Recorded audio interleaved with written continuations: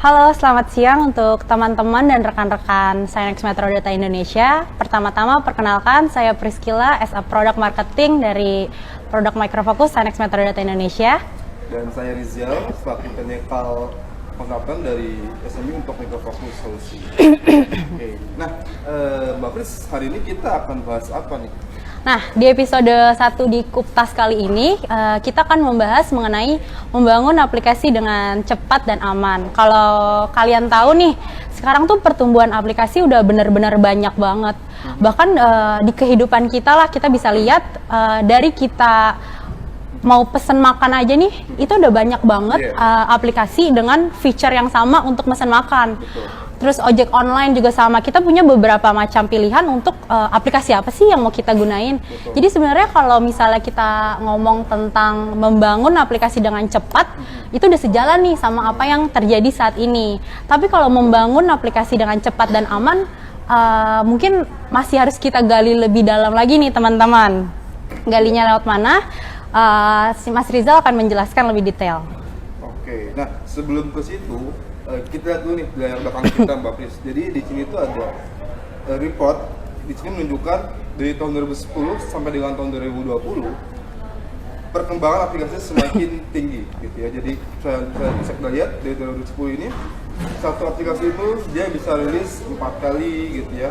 Tapi setelah lama-lama 2015, 2020 satu aplikasi itu bisa rilis sampai 10 kali dan bahkan banyak sekali aplikasinya.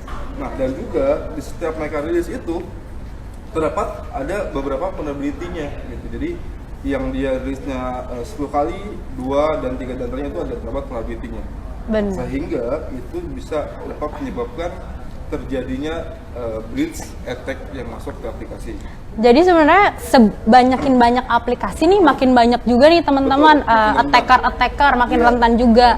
Ibaratnya kayak rumah, aplikasi itu rumah dan si security adalah gemboknya. Kalau rumah nggak digembok, attacker atau maling itu bisa dengan mudah ya Mas Rizal ya masuk ke dalam aplikasi kita gitu. Oke, nah ini ada data report dari Google. Jadi pada tahun kemarin, tahun 2021, Google mencatat kerugian sebesar 4,2 juta dolar. Nah, jadi bisa kita bayangin lah kerugian yang mengakibatkan dari data breach yang didapat dari aplikasi. Ini udah banyak banget. Jadi ini sekitar 4 jutaan. Nominalnya gede banget ya. Betul. Nah, itu semua karena kebanyakan si attack itu sekarang dia berpindah dari level aplikasi ke level dari level infrastruktur ke level aplikasi. Gitu. Kenapa? Karena banyak sekali alasannya. Kalau kita ngomongin infrastruktur kayak misalkan firewall gitu, WAF, infrastruktur itu kita beli infra itu yang datang udah aman, maksudnya udah security udah mature. Udah secure lah ya. Beda hal dengan si aplikasi. Nah, kalau aplikasi itu kita bikin aplikasi sendiri, kita develop dari nol gitu ya.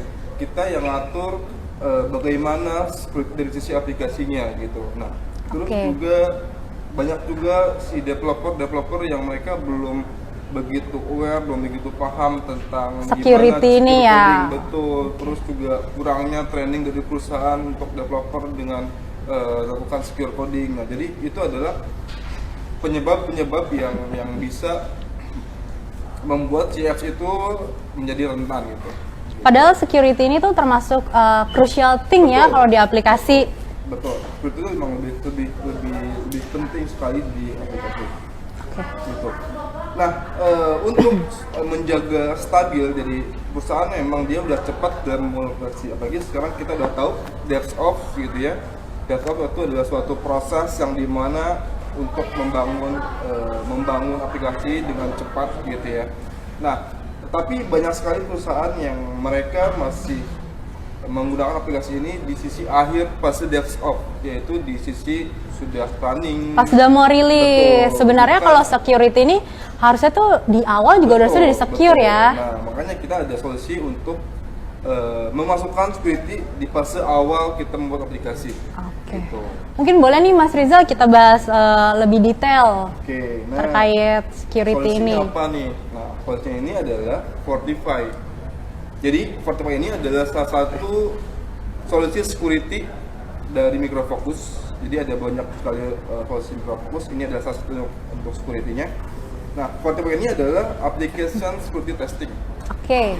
Jadi yang dimana Fortified ini dia bisa ngebantu tim developer untuk menemukan vulnerability yang ada di source code mereka.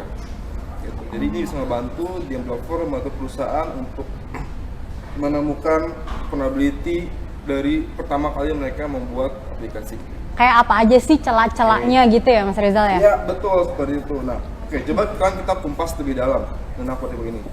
Oke, kita balik lagi ke SDLC proses. Jadi yang sekarang kita lihat ini adalah proses SDLC. Jadi dari mulai si developer nulis coding, terus sampai dengan dia nge-compile coding itu, lalu sampai dengan si apps itu udah rilis, sudah jadi gitu ya. Nah, lalu di mana si Fortified ini untuk Fortified ini bisa masuk ke dalam SDLC kita? Oke, yang pertama kita bisa pakai solusi dari SAS. SAS ini adalah SAST, Static Application Security Testing, gitu ya. Yang dimana fungsinya si SAS ini bisa membantu tim developer, dia akan melakukan scanning dari source code. Nanti di situ akan kelihatan produknya apa aja. Jadi gini, si developer nulis coding, terus dia mengcompile. Nah, developer itu kan dia bisa ngecek apakah ada error atau enggak gitu kan. Betul. Nah, si SAS juga sama, dia akan bekerja melakukan scanning di dalam source code-nya, binary code-nya ataupun byte code-nya. Nah, di situ nanti si SAS ini dia akan melakukan scanning vulnerability di dalam si source code itu, lalu nanti hasilnya si developer bisa ngelihat hasilnya yang seperti apa. Terus nanti si developer bisa tahu nih baris mana aja yang dari ada coding, vulnerability-nya gitu. Terus sampai emang dirasa udah nggak ada lagi vulnerability-nya gitu ya, sudah nggak ada lagi errornya, nah baru mungkin bisa lanjut ke fase selanjutnya. Jadi, Oke, berarti si SAS ini tuh fondasi awalnya awal, ya, betul, iya benar. fondasi awal. Fondasi awal ketika si developer nge-create code, dia memastikan kalau emang di code ini tuh udah secure Betul, gitu ya Mas betul, Rizal betul, ya. betul. Dan ketika ada vulnerability, dia akan balik lagi Betul. notice si developer untuk melakukan Perbaikan. perbaikan. Betul. Setelah itu scanning lagi sampai benar-benar hasilnya Nggak ada aman ya, vulnerability, iya betul, secure. Setelah si developer lanjut, dia udah rasa udah ada lagi nih vulnerability yang ada di source code saya. Oke, dia balik, dia lanjut ke fase staging. Oke, di sini biasanya kita ada untuk testing, ada testing dari QA ya, function gitu ya, load dan lain sebagainya. Nah, kita juga ada testing untuk security, namanya DAS, Dynamic Application Security Testing. Nah, si DAS ini itu dipakai ketika si apps ini sudah berada di staging area. Jadi si apps ini, let's say teman-teman pakai bikin si web apps gitu ya, terus webnya itu bisa diakses dari browser gitu ya. Nah, itu bisa kita testing dengan si DAS. Oke. Nah, cara kerjanya gini, cara kerja si DAS ini, dia cara kerjanya seperti si attacker. Jadi si DAS ini dia nggak tahu si web ini pakai teknologi apa, pakai framework apa, bahasa pemrogramannya apa, dia nggak tahu gitu kan. Nah, dia akan secara seperti attacker lah, black box testing gitu ibaratnya, dia akan nge-attack semua ke dalam si apps itu, apa yang ditemukan, apakah di bagian login ada vulnerability-nya, di bagian function A ada vulnerability-nya, seperti itu. Berarti kalau bisa dibilang si DAS ini tuh dari eksternal ya, Betul. nge-secure dari eksternal dengan pura-pura nih seakan-akan menjadi attacker. Kalau tadi kan yang SAS dari internal, Betul. dari dia nge-scan code ya. Betul. Oke, next Mas. Jadi di SAS ini kan tadi dari awal si developer menulis coding, lalu sudah selesai menulis coding terus nggak ada lagi vulnerability, lanjut ke fase selanjutnya, itu adalah fase staging. Yang mana ini bisa dilakukan untuk si QA team untuk melakukan testing function, testing log gitu ya, dan testing security. Nah, testing security ini kita bisa pakai si DST ini gitu. Nah, lanjut setelah itu kita juga ada lagi tools namanya SCA. SCA. SCA ini adalah software composition analysis. Nah, jadi kalau misalkan kita misalkan developer nih, dia itu nggak pernah bikin apps dari nol. Artinya si developer biasanya kebanyakan developer mereka ngambil beberapa source code dari open source, lalu mereka masukkan ke apps mereka, Apps-nya. tambahkan mungkin beberapa function gitu ya.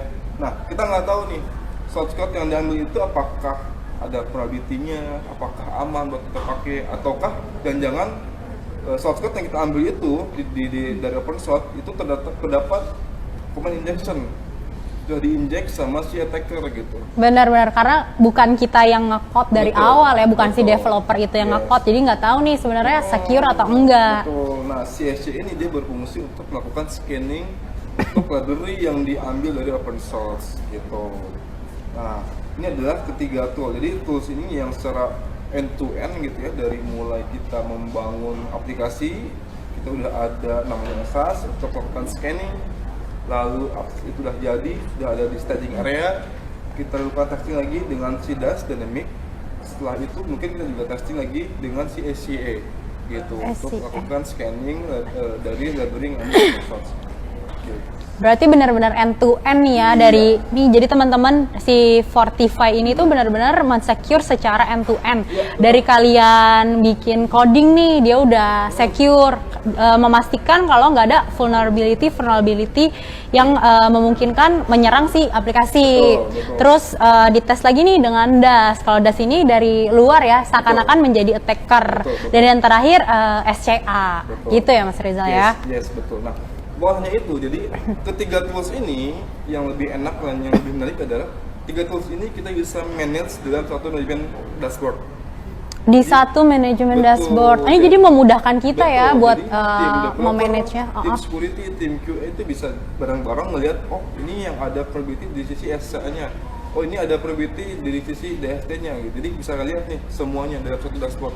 Gitu. Jadi itu gampang.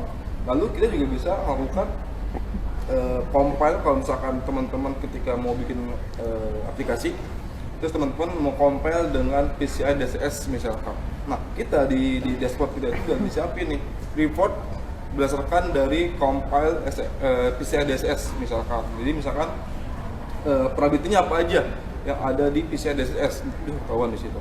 Gitu. Oke, jadi keuntungannya banyak nih teman-teman. Pertama, dia end-to-end solution. Kedua, dia bisa di manage di satu dashboard, which is itu memudahkan banget nih buat si administrator ya, Mas Rizal Iya, ya, betul. dalam melihat lah istilahnya. Lihat hasil dari scanning Benar. dari tiga solusi ini gitu.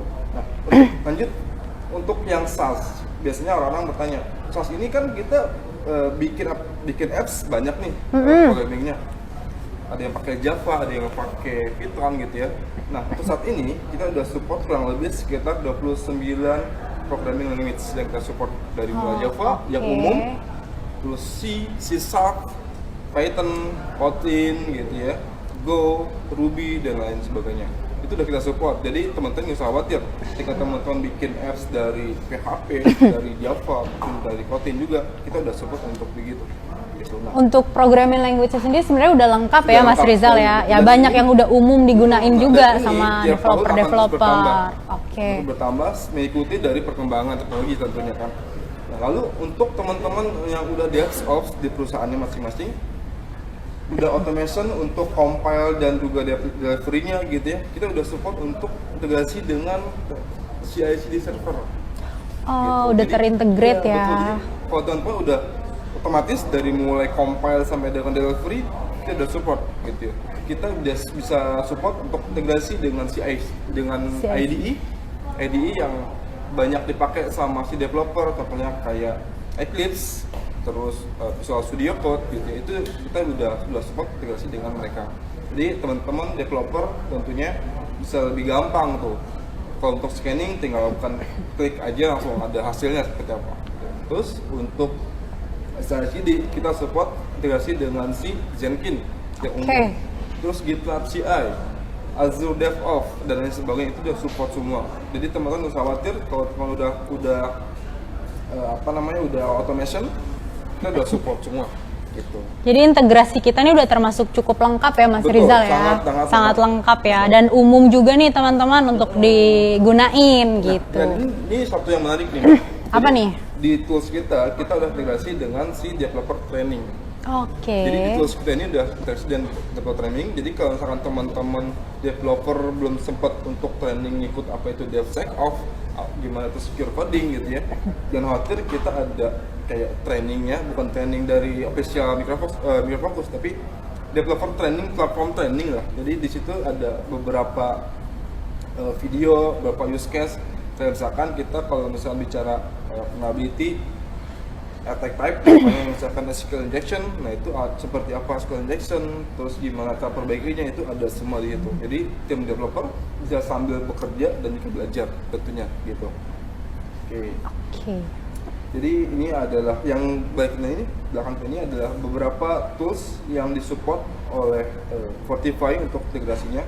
Ini hanya beberapa, jadi masih banyak lagi yang disupport dari mulai ticketing system, kita udah support untuk Jira gitu, terus Guido yang dari Maven, Gradle dan lain-lain itu udah support semua. Dan akan terus bertambah ya Mas, tentunya seiring dengan betul. perkembangan teknologi. Iya, akan bertambah dari tahun ke tahun seiring dengan teknologi.